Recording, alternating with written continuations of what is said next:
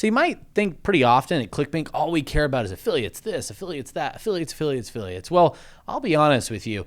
To be a good affiliate marketer, you actually just have to be a good online digital marketer. So a lot of the concepts we talk about doesn't really matter if you're e-com or you're getting started. These are things that everyone needs to know. And I actually want to share with you some general concepts of information that I know that is going to make you a better online marketer and really just a good online marketer, especially if you're just starting out and you've asked that question, how do I make money online? Well, we're going to cover 4 things that I think are really critical that you need to know and need to do to be successful at getting money online.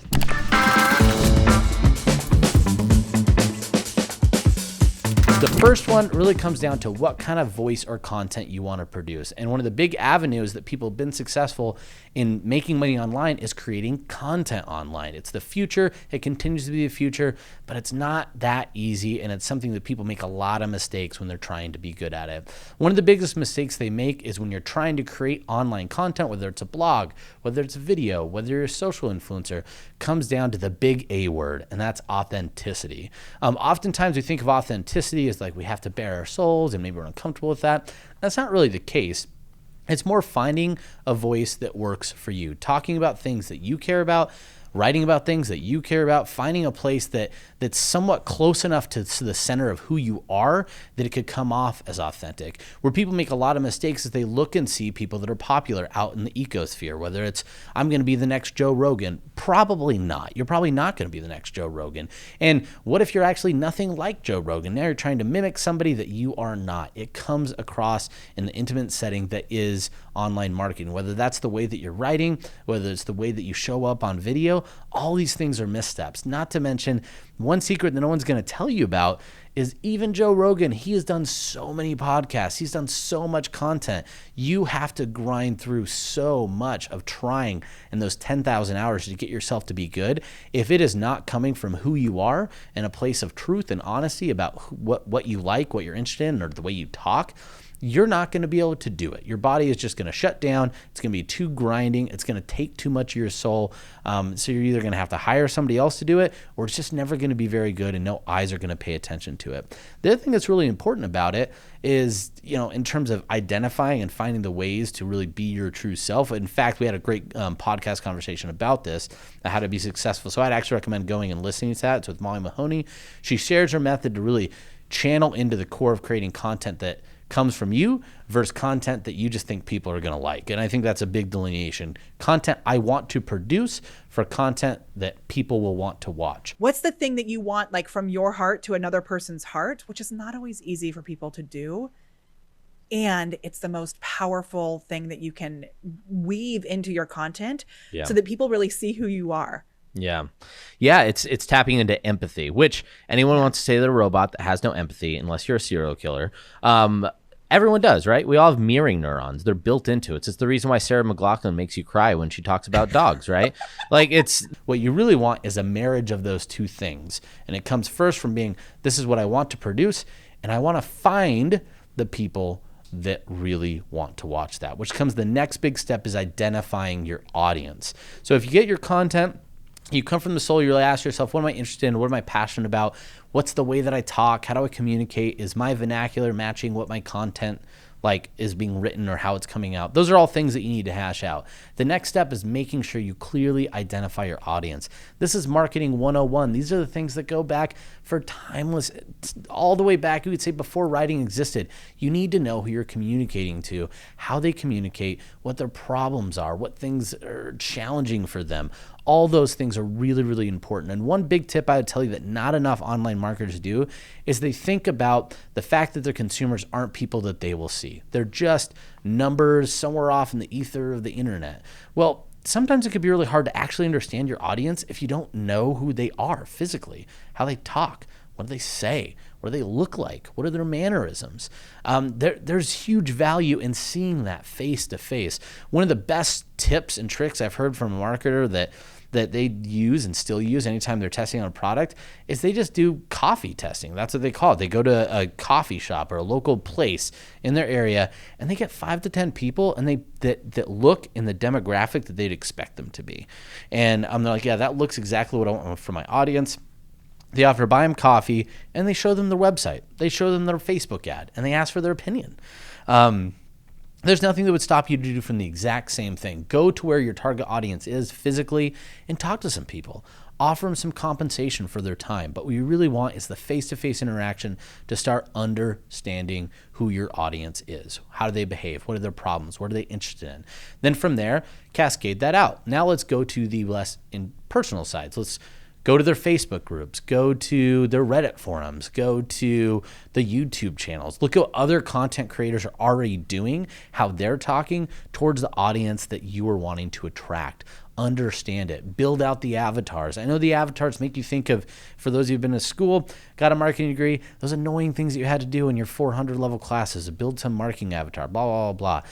We say blah, blah, blah, but it's actually super important. You need to know what their interests are. You need to know what they're going on through life. You need to know what they're talking to at the water cooler. One of the biggest things I see marketers not think about is what is the media they consume?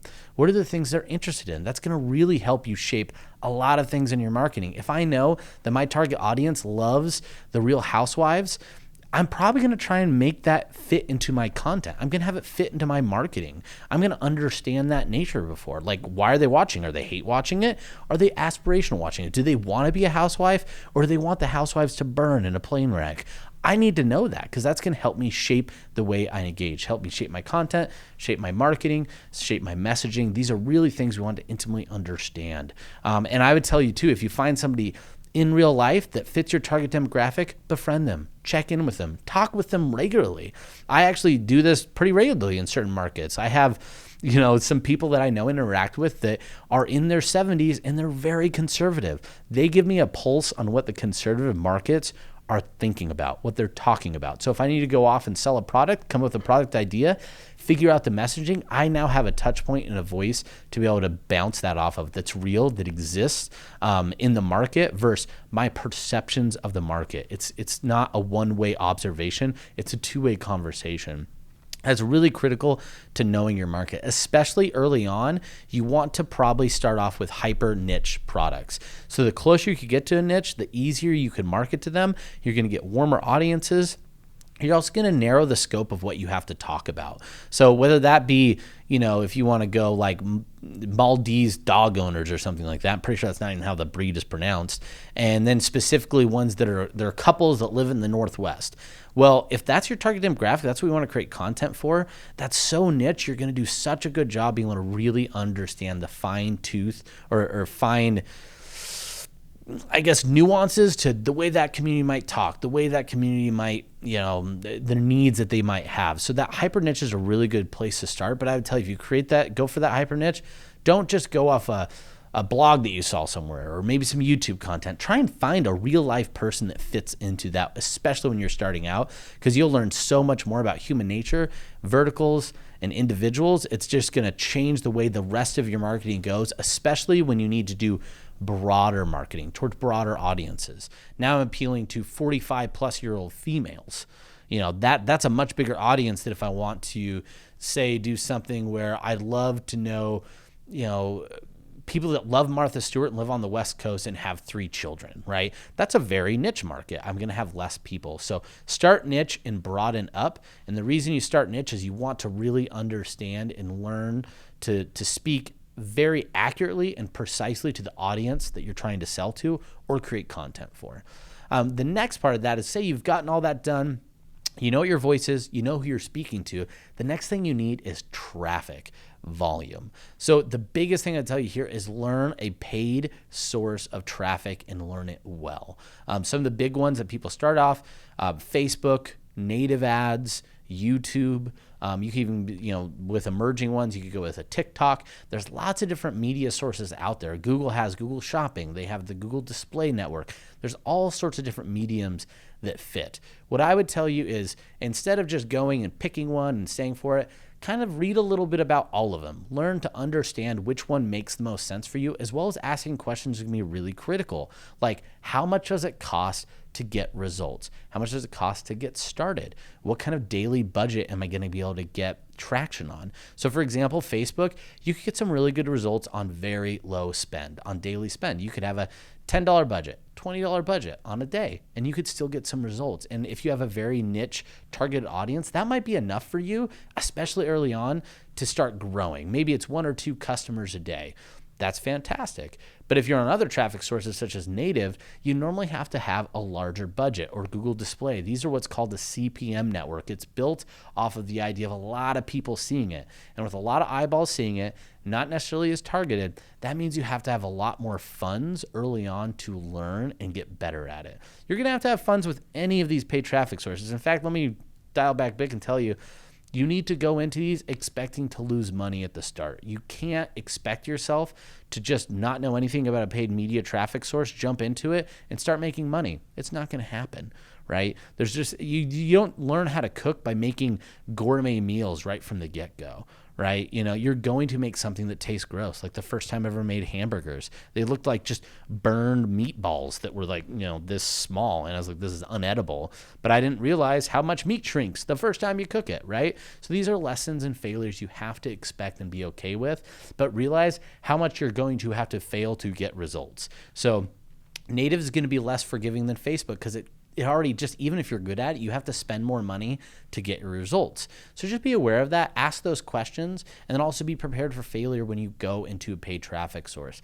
Why it's so important to know and control your own paid traffic, that's not to say down the road, if you need to scale your business, you get good, you don't hire an agency. You might still use affiliates, right, in those same traffic sources. That is totally up to you, and that's important, but you always want to have control over a small sip at yourself for testing, for your own knowledge, to know other traffic sources, and ultimately too, it gives you control in your business. If I could control traffic, I could turn it on, I could turn it off. I have so much more assets and value in my business in terms of growing, optimize, and changing it. When you don't have that, if you have to hire agencies or you have to use affiliates just to even do anything in the paid media world, it just becomes a massive barrier to your business. You don't own your ability to test and know if your offers are good, if they could get better, or even if things change, right? If certain things in the world change and affiliates don't want to promote you anymore, or something happens, the link breaks, you're so much more fragile in terms of your business's life. So I can't emphasize enough, pick a traffic source. I'm not saying there's one better than the other. I think Facebook's a great one for beginners. I think TikTok has a really low minimum as well. Places that have low minimum spend and really good targeting are definitely places I'd recommend you starting off with, as well as low barriers to creative. YouTube, it's video creative. It's going to be expensive. It's going to be challenging at times, unless you're really, really good with that. If you love video, that's already where you're doing your content. You should probably also do your paid media there too. That's the other thing. I should have mentioned this. Sorry, it's a little bit bouncing around, but if you're creating content in a place where they also have paid ad components, that should be where you focus on. Because one of the things that you could do that's really, really easy to learn paid media is things like boosting a post. So on Facebook, for example, I have some content that goes really well. Well, I could just pay some money and Facebook's going to algorithmically push that out more. Now I get more users, I get more people engaged in the content, and Facebook really likes when you keep people on the platform. So that's a really great, easy way to do things. But again, just have some expertise, or at least some knowledge, and some way to pay for your own traffic. Because here's the thing, even if things don't work out for you as a content creator or as a product producer, if you get really good at buying ads, you just become an affiliate. So it's going to give you a lot of experience and valuable assets now in your business, as well as options for your business in the future, depending on how things change. The last thing, it's super, super critical, and I can't tell you how often online entrepreneurs, or really any entrepreneurs, make this mistake, which is create an asset in your business. And the biggest assets that you can get in online marketing that has just changed people's lives and businesses are data and emails. And by data, that's going to be like beyond the email, what other data points you could attract to. Can you get demographic information? What kind of interest information are you getting? What kind of buyer information are you getting? The biggest example of this is like I think it was the Dollar Shave Club, right? Like, well, it wasn't really what they were selling that was so valuable. What the companies that wanted to buy them and who they got purchased by, it was all the data that they were collecting on the buying habits of their customers.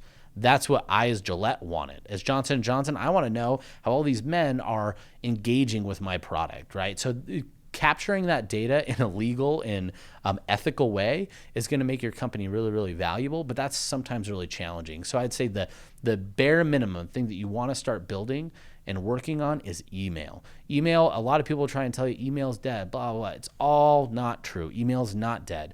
One of the biggest things that I was just talking with a big leader in the industry, an email person, about Have you ever been able to sign up for something without an email?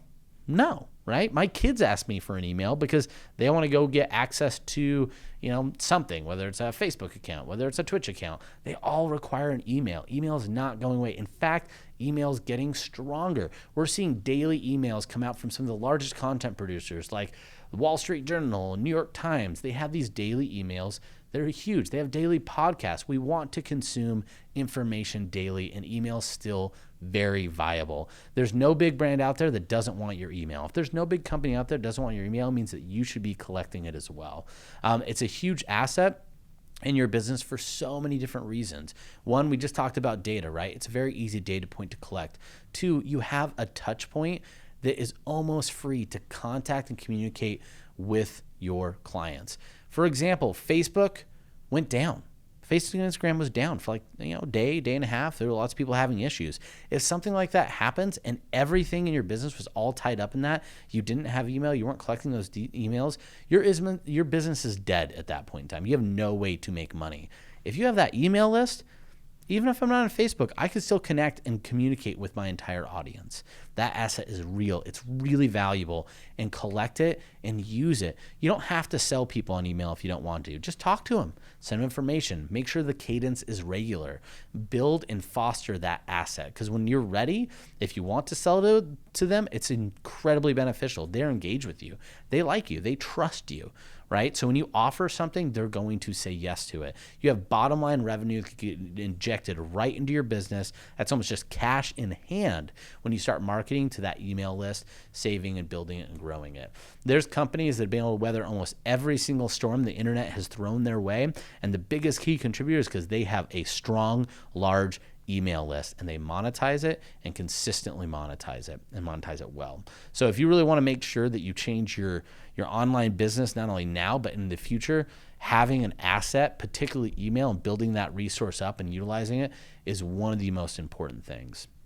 So just to kind of recap, guys, if you're just you either started and you're looking for more success, you're looking to find ways to make money online, the things you really want to focus on again is first, if you're creating content, what is your voice?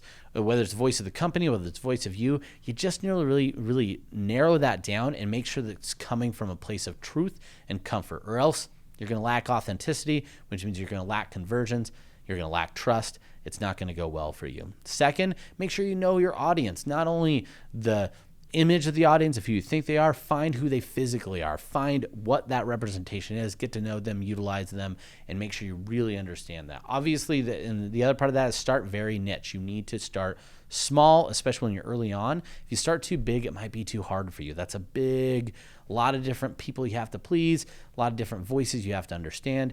The smaller the niche is, the easier it is going to be for you starting out in particular. Third, make sure you have a paid traffic source. Learn a paid traffic source. Like I said, there's lots of different ways you could go. There's lots of videos that we have even in our library. They're going to help you understand what the best traffic source is for you, but get to know one, use it, be successful with it. You don't have to be a master, but you do have to have some functional knowledge in one of those, and make sure you can control it now and into the future. Email is going to be one of the most important things. Having a resource that is going to work for you now and into the future, so you could weather all the storms of the very vastly changing online digital markets.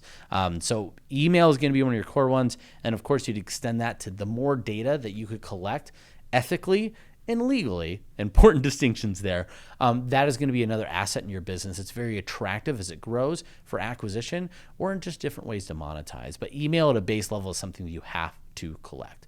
If you focus on those four things and execute on them, I'm going to tell you right now, whether it's with affiliates, whether it's not with affiliates, you are going to be a successful online entrepreneur. Those are the steps you need, seen it time and time again, and we'll continue to see it time and time again. So go out there, guys. If you now are hungry with knowledge and need more information, we have lots of videos that could go more in depth on the subjects that I shared with you, and even more subjects we didn't even cover today in your journey to becoming a successful online marketer. But thanks for the time, and I look forward to seeing how you're going to change the world and change your wallet book into the future.